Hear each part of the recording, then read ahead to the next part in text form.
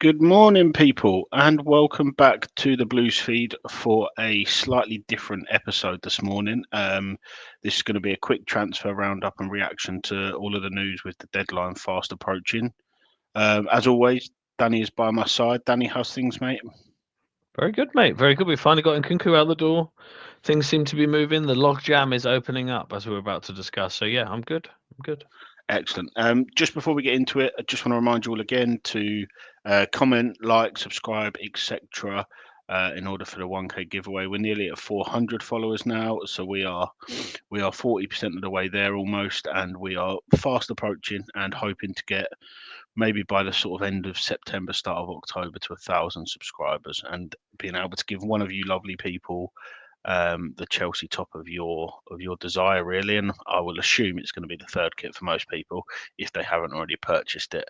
Um, anyway, on to the main point of this episode and quick transfer roundup, Danny. And Kunku's out the door, like you say. We got some intel this morning at around 9 o'clock that the fee had been agreed, and here you have it. 45 minutes later, Fabrizio gave us the here we go. So backing up what we said last week, sometimes we get information, sometimes we're not always correct. Sometimes the mainstream media are a little bit behind what we hear. So just to put that back out there, Danny, how do you feel now Nkunku's out the door? Yeah, mate. I'd just like to add to that as well. It's just that like people go, "Oh, you're guessing," and blah blah blah. I got asked multiple times last night on the Twitter page, "What's happening with Nkunku? Is it agreed? Is it agreed?" We said no, we haven't heard. We'll tell you when we hear. And then in the morning we hear, and 45 minutes later, Fab confirms it. So we're not just guessing. We're not just trying to be this transfer ITK. We just want to react to Chelsea news and put out information when we hear it. We're not trying to be Fabrizio. But anyway, Nkunku out. Yeah, I mean, I feel like it was one that's just seemed to have taken for ages. Everybody wanted a loan, and Milan have finally stepped up. I do wonder if the Nkunku thing was kind of log jam because it was the idea of Nkunku to Leipzig, Simmons to Chelsea, kind of trying to do a double deal, swap deal, whatever you want to call it. Whereas now, um, it's Milan have come in, they've come in hot and heavy, they've come to agree a deal, and everybody's gone right. Let's get it done. Simmons is Nkunku's happy to go out there, and then we'll deal with the Simmons stuff separately. So yeah, I'm happy. I think he's a player that probably will go down as a player that just never really worked at Chelsea, mainly due to his injury, and then also Cole just being so good in that number 10 when he first came, and then Nkunku just kind of didn't really fit afterwards. Whereas actually, I think if he'd never got injured, I think he probably would have solidified himself as a top player in this team. Maybe we wouldn't have bought Cole Palmer though, so who knows if that's a bad thing that Nkunku got injured and is now moving. But I think the reported fee is in pounds is roughly like 30 million guaranteed, 6 million add-on and plus sell-on clause. Probably a fairly decent fee, probably pretty fair, especially to Italy, who seem to want to spend 50p on everybody else's players, but sell everybody for 400 million pounds. So yeah, pretty pretty happy overall. Can't really complain. I'm glad he's out the door, and let's go get Simmons now. Yeah, and I'm just glad it was resolved quickly. I was expecting this to drag on till the deadline, and then we have to accept a late loan for him. So to get him out the door, and also for, like you say, a really good fee from an Italian side, it's nice to have it done and dusted now, and it leaves us just the Jackson deal to get done in terms of outgoings to be able to finalise what we think will be our final incomings of the window. So Jackson looks at this moment like he's going to be going to buy and loan in some capacity. What's Potentially, I think we just got out. The news just kind of broke just as we hit record. Well, not broke, but Ben Jacobs put out that Bayern are still in talks with them, but Chelsea also have four other clubs that are in active talks for Jackson. So yes, it looks like that's the way it's going, but also there's other options. I mean, if Strand Larson doesn't go to Newcastle and they put a third bid in and they give up, they could come hot and heavy for Nicolas Jackson and try and get that, and Chelsea will be wary that they'd rather sell permanently than a loan with a potential option or obligation for the future. So I think it is still fairly open, but I do understand that Jackson's preference currently is to go to Bayern Munich. Yeah, exactly. And it's going to be a large loan fee for us as well. Hopefully, we get the obligation that we desire, but even if there's an option there, it will give us the chance to get his wages off the books for a year and bring in a substantial loan fee. And hopefully, that will then allow us, with the sale of Nkunku as well, to get both Garnacho, which is inevitable, and Simmons over the line now. With Garnacho, Danny, we'll touch on it briefly, but it's done and dusted. We said it a couple of weeks ago that, as far as we understood it, was just a sake of outgoings now to actually finalise this one rather than anything. And that looks like I think we might even get finalisation on that, maybe even today. Yeah, I mean, it's been there or thereabouts done. Broad terms with the fee has been agreed for a while, and then it was just with sales and finer details that they've been kind of working on, but there's been no rush because the deal was basically agreed. Yeah, I mean, it's inevitable. I think he'll personally do much better than people think. As we put out also that the club have done a lot of checks internal externally about him. They've come to the agreement that that is a Man United issue, like they saw with Sancho and Rashford and etc. So that's the issue, not a Garnacho one. And Garnacho wants to knuckle down, concentrate on football, and a certain vice captain has also vouched for him. So I don't think Chelsea are just going on a whim on this one. I think he's undervalued even at the 35-40 million mark. I think if Man United weren't run so poorly and just basically put out that he's got to leave and he's not in the plans, and Amorim basically told him to find a new club in front of everybody at the end of last season, that they're probably looking at 50, 60 million. So we've got him on a good price, and I think he'll do better than people think. And let's face it, he's not 20 million less of a player than Madueke, is he?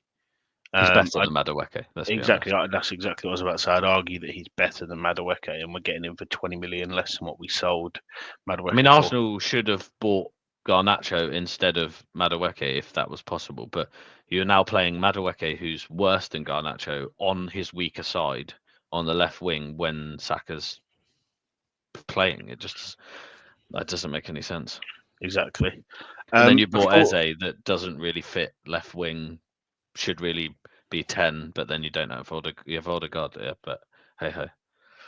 before we get on to the sort of Simmons and Lopez side of it, with where we're sat right now, Dan, give me your sort of ratings for the window with the information we know and the bits that we expect to happen in the final 4 days of the window, and what can make that rating go higher or lower for you in these last 4 days. To answer the question, but not actually answer the question exactly the way you asked it, if you split up the window into the positions, so like attack, midfield, defense, goalkeeper, I think attack has got like an 8, a 9 out of 10. You've addressed a lot of the issues. We've got great squad depth. We've got rid of the players who weren't really there. I think in midfield, add in Asugu and add in Santos in there as well. Again, 8, 9. You've got a really strong group there. And then in defense is kind of where you kind of, I still think we're lacking a centre back, but you've got a backup for Cucurella. Gusto now seems better because he's not being inverted. So that's probably a 6 or a 7 because we're a centre back away.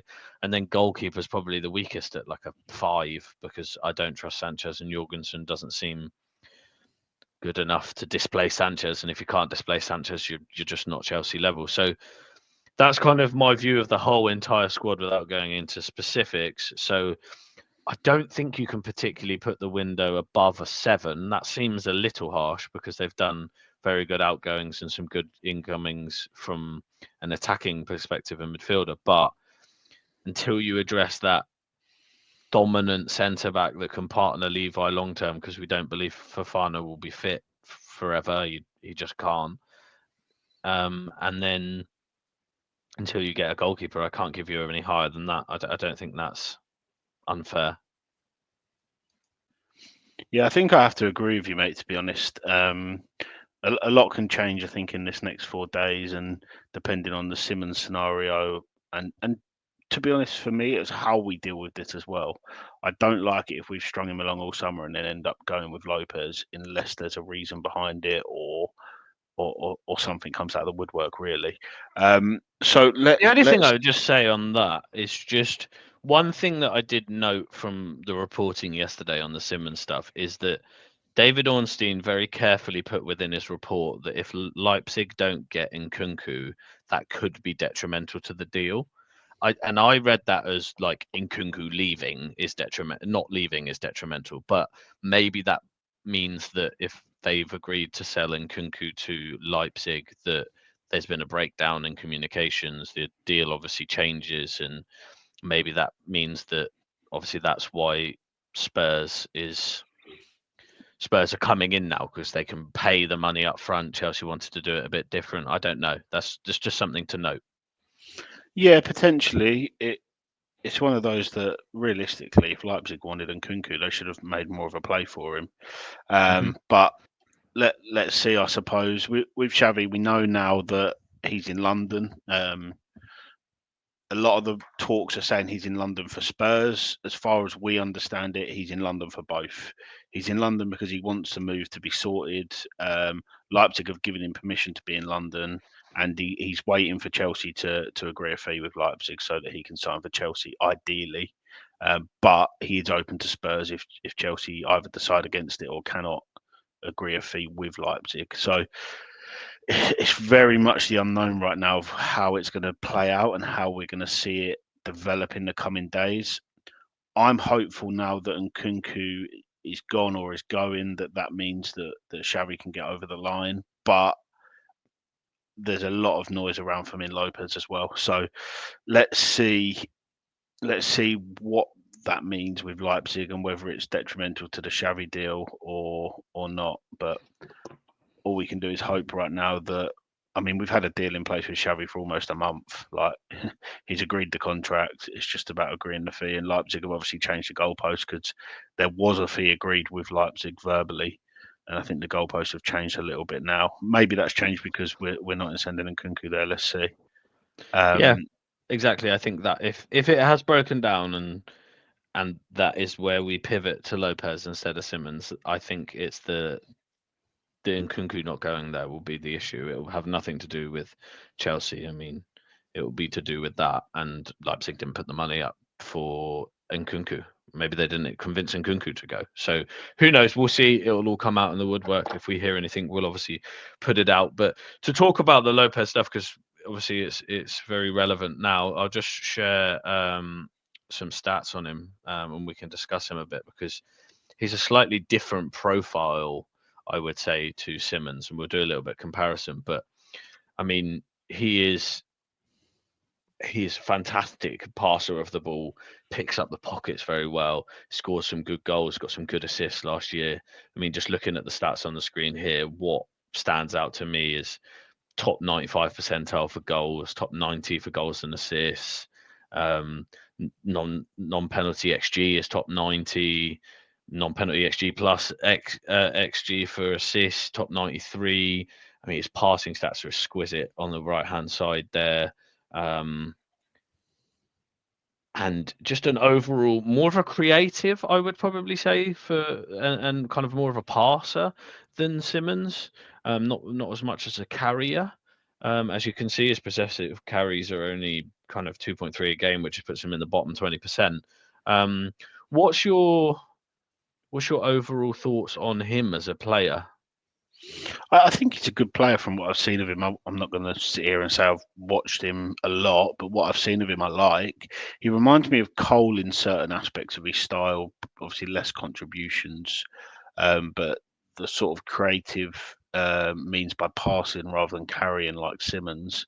But overall, I wouldn't be too disappointed if we signed him. It's just the overall, I'd be a little bit disappointed if we don't get the Xavi Simmons deal over the line. To be honest, it's played out over pretty much the whole summer now.